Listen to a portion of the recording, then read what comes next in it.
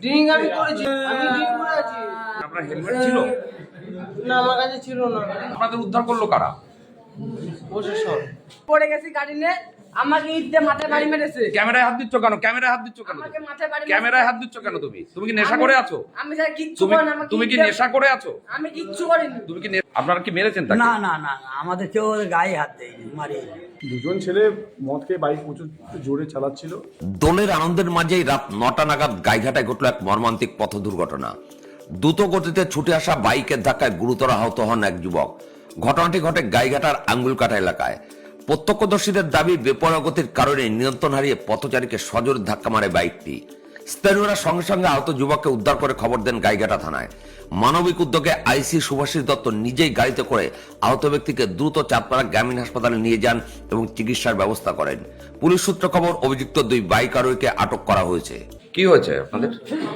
আমাদের কোনো কিছু হয়নি। না, আপনাদের কি কোনো অ্যাক্সিডেন্ট হয়েছে? হ্যাঁ, আমাদের অ্যাক্সিডেন্ট হয়েছে।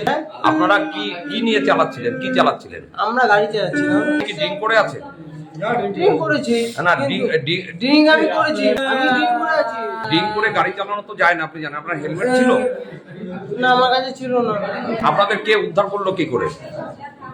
আমাকে প্রশাসন উদ্ধার করেছে। আপনারা জানেন ড্রিঙ্ক করে দোলের দিনে ভাই গাড়ি চালানোর রাস্তায় নিষেধ, তারপরে কি করে চালাচ্ছেন? আমাদের এটা ভুল হয়েছে। কি হয়েছে? কি হয়েছে? ওকে ওকে ওকে প্রচুর প্রচুর খারাপ কাজ করেছে ওর সঙ্গে। ওর হাত পড়েছে। আমাকে ইট দিয়ে বাড়ি মেরেছে মাথায়।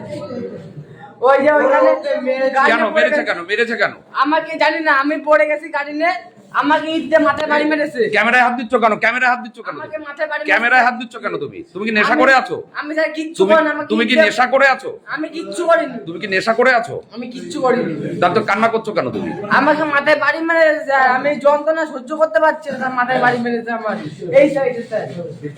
আমাকে বিনা কারণে মেরেছে স্যার, আমি কিচ্ছু করিনি। আমি গাড়ি পিছনে বসছিলাম, অ্যাক্সিডেন্ট করেছি, রাস্তায় পড়ে গেছি। তুমি কি নেশা করে আছো? আমি গাড়িও চালাইনি, আমি কিচ্ছু করিনি।